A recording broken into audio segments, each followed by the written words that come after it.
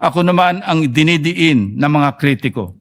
Taliwas sa paulit-ulit na naratibo na ayaw ko daw imbitahan si Congressman Romualdez, uulitin ko po, formal na inimbitahan ng komite ang dating speaker. The committee extended invitations to Representative Romualdez and other members of the House of Representatives whose names were mentioned during the hearings through the office of the current speaker. In keeping with established interchamber courtesy, these invitations were declined, with the exception of Representatives Toby Chanco and Leandro Lebiste, who voluntarily appeared before the committee. It must be emphasized that no member of Congress has ever been subjected to a subpoena by either chamber. Such an act would risk undermining the balance and mutual respect that define bicameral relations. Suppose we follow such ludicrous suggestion made by one of our colleagues. Ang mangyayari po, si dating Speaker Romualdez ang magiging kauna-unahang kaso na sasalungat sa umiiral na interparliamentary courtesy. Ngayon, kung mayroon namang kapwa nating senador na iimbitahan o isusubpina sa pagdinig ng Kamara, halimbawa, may isyuhan ng imbitasyon o subpina ang ating kasama na si Senator Marcoleta ng House Committee on Justice if, hypothetically, mayroong investigasyon sa Kamara ukol sa kanyang di umano'y manumalyang Statement of Contributions and Expenditures or SOSE. Handa po ba ang liderato ng Senado at si Senator Marcoleta na baliwalain ang interparliamentary courtesy na umiiral mulat sa pool sa Kongreso? Maalala natin, noong 2024, inimbitahan ng Kamara si Senator Ronald Bato de la Rosa sa pagdinig ng war on drugs. Gayunpaman, hindi siya dumalo sa payo na rin ng dating Senate President Chis Escudero bilang pagpapahalaga sa interchamber courtesy. That is why I always emphasize, Mr. President, that this is not merely a matter of practice. It is grounded in principle. In his separate opinion, in Francisco versus House of Representatives, GR number 160261, November 10, 2003, Justice Dante Tinga explained, and I quote, "While interchamber courtesy is not a principle which has attained the level of a statutory command, it enjoys a high degree of obeisance among the members of the legislature, ensuring, as it does, the smooth flow of the legislative process," unquote. May I ask Senator Lacson if he wishes to yield some questions by way of interpellation? Senator Lacson, I'll say it again, Mr. President. Until the partial committee report is submitted or filed with the Bills and Index Division, and until after I have sponsored the partial committee report, I'm not yielding the floor. Mr. President, that is very highly unusual. Why would Senator Lacson make a precondition that the partial report should be signed by at least a majority of its members before he can yield may to interpellation? yes, may I place on record that it is the prerogative of any member of the Senate to yield or not yield. As a matter of fact, in my many years here, Senator Miriam Defensor Santiago, and I'm sure Senator De Estrada is well aware of this, who was with me. Senator Miriam Defensor Santiago, every time she delivers a privileged speech, does not entertain any interpellation. Yes, And Mr. it is her- President, but it is her prerogative. this is different. And then, Because if as I said, it is the prerogative of Senator Santiago, and it is likewise the prerogative of Senator Lacson, because he wants that, as he mentioned, he wanted that his partial committee report be reported out and sponsored before he can answer any questions to that effect. Mr. President, if Senator Lacson would just say that he doesn't want to be interpellated, that will be okay with me. But he should not make a precondition that his unwillingness is conditioned upon whether or not the partial report should be signed by the majority. This is very unusual, Mr. President. Yes, we respect your opinion. And because he doesn't want to be interpolated, may I just be given the opportunity to make manifestation because my name was mentioned Of by course, Senator Lacson. of course you may. Go Thank ahead. you, Mr. President. Mr. President, I cannot speak for our colleagues why they hesitate or even refuse to sign the partial report he allegedly disseminated to the members.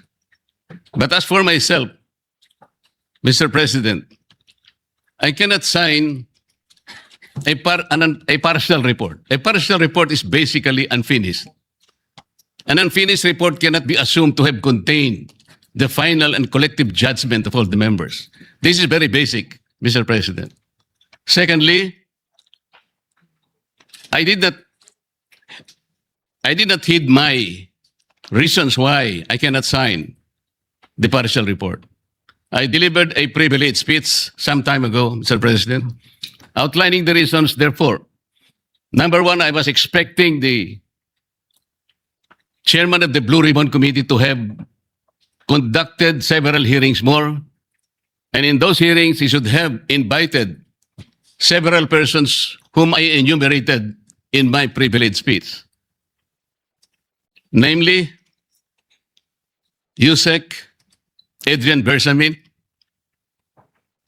Yusek Jojo Cadiz, former Governor Luis Chavez Singson, former Speaker Martin Romualdez, former Congressman Saldico by way of an apostilled sworn statement, because this is very, very possible.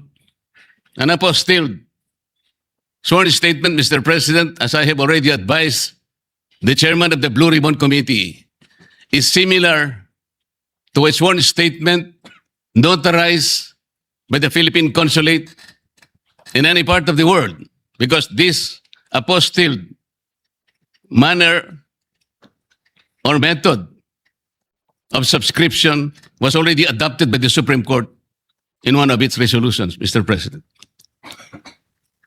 I also advocated that the 18 ex-soldiers be immediately be invited because they have so much to say. Because I thought he said, and he emphasized at some point, that wherever the evidence is, the BRC will be led there too, Mr. President. Ang sabi pa po niya, Mr. President, hindi option yung interparliamentary courtesy. Kung ako po ba'y tatawagin pala sa mababang kapulungan dahil meron pala silang itatanong tungkol sa di umano ay mga donasyon na aking tinanggap. Mr. President, I will willingly present myself with or without invitation. They just have to suggest to me that they wanted me there. I will go there, Mr. President. Interparliamentary courtesy is between the two chambers, Mr. President. Tayo-tayo po ang pinag-uusapan na maggalangan doon. Pero ang nangyari, Mr. President, ang ating boss, ang mga amo natin, ang taong bayan, ang hindi na po iginalang. Hindi lang pangbabastos sa mga taong bayan ang ginawa ng mga magnanakaw at kawatan nitong flood control projects. Igagalang pa ba natin, Mr. President, ang mga tinutungo ng ebidensya na sangkot ang mga taong gusto nating ipatawag in this chamber? Gagamitin pa po bang isang dahilan na kailangan nating maggalangan kung sila mismo ay hindi na iginalang ang taong bayan na ngayon ay halos nagdurusa na? Tama po ang sinabi niya kanina, Mr. President, talagang mainit ang panahon. Ang heat index ay talagang sumadsad na talaga sa pinakamainit na bahagi. Ngunit ang lalong nagpapainit nito, Mr. President, ay yung kawalan ng political will na ipagpatuloy ang pagdinig. Kahit na lantaran na nandun na talaga yung mga ebidensya. Bakit po hindi tayo tumawag ng pagdinig, Mr. President? Inimbita si Governor Luis Chavez Singson. Sa pagkakalam ko sa mga accounts na nababasa ko, he was invited to appear on April 14. At binigyan po siya ng pagkakataon hanggang April 7, hanggang alas 5 ng hapon, na ihain ng kanyang sinumpaang salaysay. Hanggang alas 5 ng hapon, Mr. President. Ngunit 9:15 ng umaga, ipinaabot sa bahay ng dating gobernador na kinakansela na po ang nasabing pagdinig. At ginamit pang dahilan, paano po nangyari yun, Mr. President? Binigyan siya hanggang alas 5 ng Abril 7 na isubmit. Sa pagkakaalam ko po, nandun na siya sa Maynila at nanananghali. Pagkatapos nun, itutuloy siya sa opisina ni Senator Lacson para ihain yung sworn statement na kanyang inihanda. Bakit po kinakailangang dumating pa si Saldico? Inihintay siguro ni Saldico, Mr. President, ideklara lang ng chairman ng Blue Ribbon Committee, i-apostil mo lang yan kahit nasaan ka sa anumang bansa ka sa Europe. Tatanggapin ng committee yan. At pagkatapos, hahayaan ka namin sa pamagitan ng Zoom ay pumayag ka at iimbitehan ka namin para sa isang special na pagdinig kung yan ang gusto mo. Yun lang siguro gusto niyang marinig. Bakit i-condition pa natin ang pagdating niya rito, Mr. President, kung yung apostle sworn statement is sufficient enough for him to do just that? Ano po ba tayo rito? Nagtatakip po ba talaga tayo? Mr. President, kayo po ay maaring makapagtestigo sa sasabihin ko. Nung isang araw po, pinuntahan ko kayo sa inyong opisina at may binanggit po akong isang bagay na maaaring makatulong sa atin kung paano kilalanin si Senator Lacson. Binanggit ko po sa inyo, Mr. President, ng buong katapatan nung ako'y wala pa po sa Kongreso, wala pa po sa public service. Nakilala ko po si Senator Lacson bilang chief ng PNP. Nabanggit ko po sa inyo, Mr. President, sa ating pag-uusap sa inyong opisina. Mula noon, nung makita ko siya, lalong-lalo na po dun sa episode na pinatawag po niya, ang lahat ng kinaukulan na merong mga nakaw na sasakyan, mga karnap na sasakyan. Naalala ko po na sinabi niya, Mr. President, lahat ng mga ninakaw na sasakyan, dalhin nyo rito sa Camp Crame. No questions asked. Dahil palagi po akong dumadaan sa EDSA, Mr. President. Dahil opisina ko po sa Ortigas, nakita ko pong nakabunton lahat talaga ang mga ninakaw na sasakyan. Talaga pong hinangaan ko, Senator Lacson. Walang nakagawa nun sa aking palagay kung hindi siya lang.